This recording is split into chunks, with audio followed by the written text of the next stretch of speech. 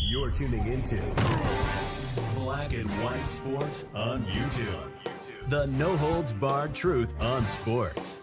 The main event starts. All right, Black and White Sports supporters, let's talk about the Mike Vrabel situation and one unbelievable nugget that makes the Jerod Mayo hiring look even worse. And, you know, we've mentioned the term DEI around here. Well, my goodness, it seems that once he got the job, Jerod Mayo may have made a DEI hire of his own. And when you hear that, especially in light of how much improvement the University of Washington defense had after Steve Belichick showed up, never mind the fact that he was involved with so much play calling and scheming with the Patriots, which obviously got much worse when Steve Belichick was gone. Wow, this is unbelievable. And Mike Vrabel. All right, the Patriots are going to have to move. If they want Mike Vrabel, they better hire him end of day Thursday, early Friday, however it goes, depending on how fast the Raiders can get everything going. And another former Patriot coach, not a coach of the Patriot, but a former, actually he was a coach of the Patriots. He's not a head coach. But Brian Flores is looking like a real candidate in Las Vegas. But look, I did a video last night. They want Vrabel in Vegas. Tom Brady wants Vrabel. So if the Patriots are going to do this, they better do it quick. I mean, seriously. Let's start here. Savage Sports on X. Steve Belichick left the Patriots after Jerod Mayo tried to demote him. What? Then he gave the job to Demarcus Covington. This is not to be believed, but this is accurate. Chad Graft, all right, is the one that wrote, how am I not following him, of The Athletic. So there we go. Quote, with the defensive coordinator role, the other most important spot on his staff, Mayo was surprisingly decisive. Even though Steve Belichick, Bill's son, had been the Patriots' defensive play caller in recent years, while they routinely boasted top 10 units, Mayo didn't offer him the chance to continue to call plays. According to a team source, opting to instead for a young defensive line coach, Demarcus Covington, Mayo offered Steve a lesser role. But the younger Belichick declined and left to become the defensive coordinator at the University of Washington. So he was the defensive play caller here, or with the Patriots, and he wanted to demote him so he could, promote his buddy? What are we doing? I thought Steve Belichick was one of Jerod Mayo's best friends. I mean, honestly, I said, what the F? So they could have kept Steve Belichick and slid him to D.C. This guy's a joke. It's unbelievable. It's unbelievable. I mean, and people are hitting him DEI hard. I mean, honestly, Mayo is not a serious person. Gee, I wonder why DEI. Quote, I do see color, Jerod Mayo. So I'm going to tell you, Jerod Mayo is actually being called a racist right now. Let's just keep it real.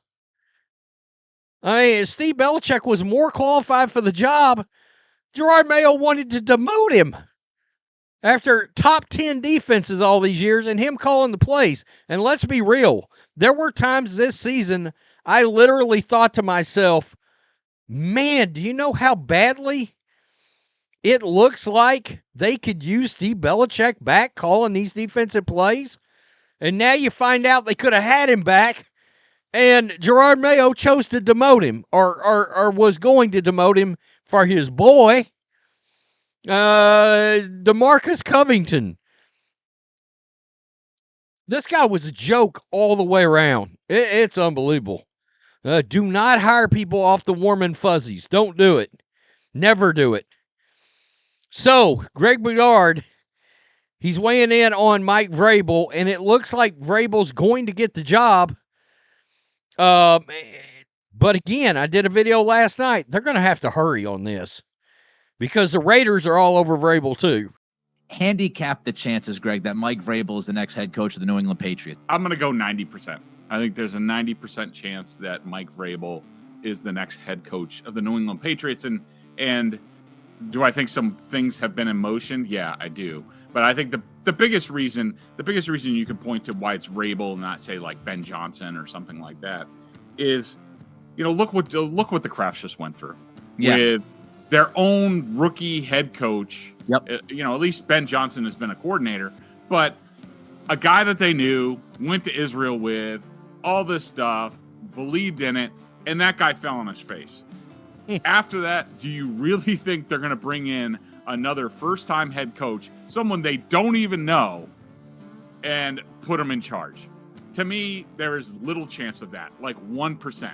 So Mike Vrabel makes a lot of sense. They know him. He's been a successful head coach. He spent this year learning how to coach offense better in Cleveland, was in Cleveland with their analytics department, saw all that, used basically this season to educate himself more in a lot of different areas, so it'll be better the second time around. And it's too perfect a fit. By the way, today, a lot of Titans fans, and yesterday afternoon, are absolutely crushing ownership because, and I said it last night, Rand Carthon, the GM that the Titans owner decided to side with over Vrabel, they fired him yesterday. And Titans fans are sitting back watching Mike Vrabel be the literal number one candidate for these coaching jobs all over the league. And I did not realize that I knew he was doing something involving the analytics department with the Browns, but he just was getting himself more familiar with the offense. That's growing the toolbox. That's a hell of a note that he had to be with the Browns to do it. But Stefanski's a good offensive coach. Look, I know the Browns were a mess on offense, but that's really on Jimmy Haslam. It's not on Kevin Stefanski. All right? Jimmy Haslam made Stefanski run off Joe Flacco and stay with Deshaun Watson. Well, what was Stefanski supposed to do? That offense was going to be a wreck no matter what because Watson can't play anymore. I still think he's hurt, permanently hurt. That's just my view. Yesterday, as I tweeted, 6 league execs all said Vrabel when asked what they thought of the Pats process. The Rooney Rule is fulfilled. So, Brian Flores, the Raiders. I talked about this last night. Las Vegas Review-Journal reporting we didn't have the other candidates last night. There's 5 candidates with the Las Vegas Raiders. Former Titans coach Mike Vrabel, Buccaneers offensive coordinator Liam Cohen.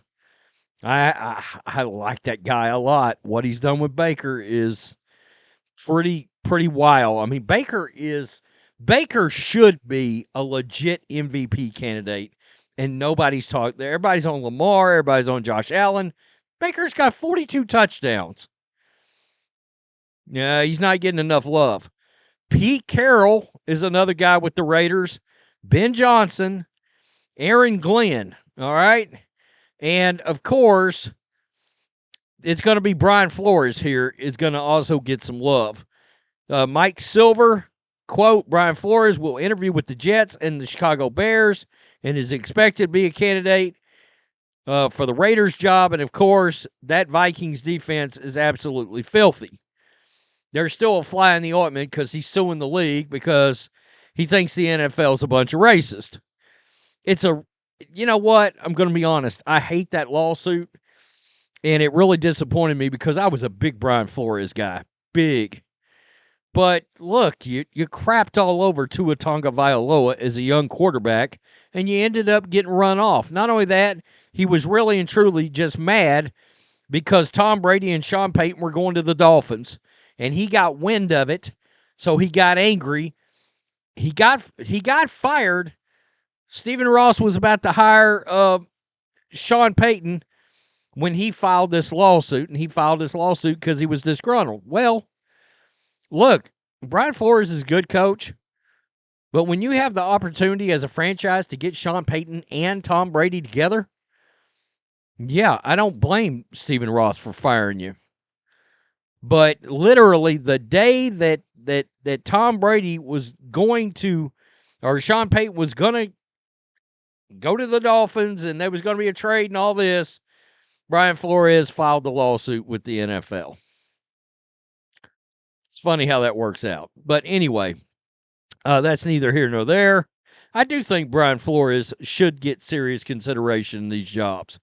He's a hell of a defensive coach. But how's he going to interact with a young quarterback? Is he going to shit all over him the way he did Tua? I don't know. That's a question I'd have to be asking.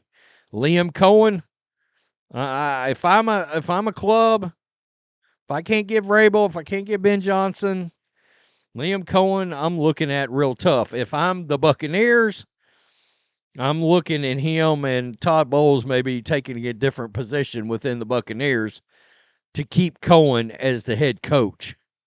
Move him up. This Vrabel thing to the Patriots is going to get done. This is Wednesday. End of day tomorrow is what I'm guessing. I don't know. Better hurry. Tom Brady and the Raiders are coming on Vrabel. Tell me what you think. Peace. I'm out. Till next time. Thanks for watching the show. Be sure to like, comment, and subscribe. Be sure to tune in next time on Black and White Sports.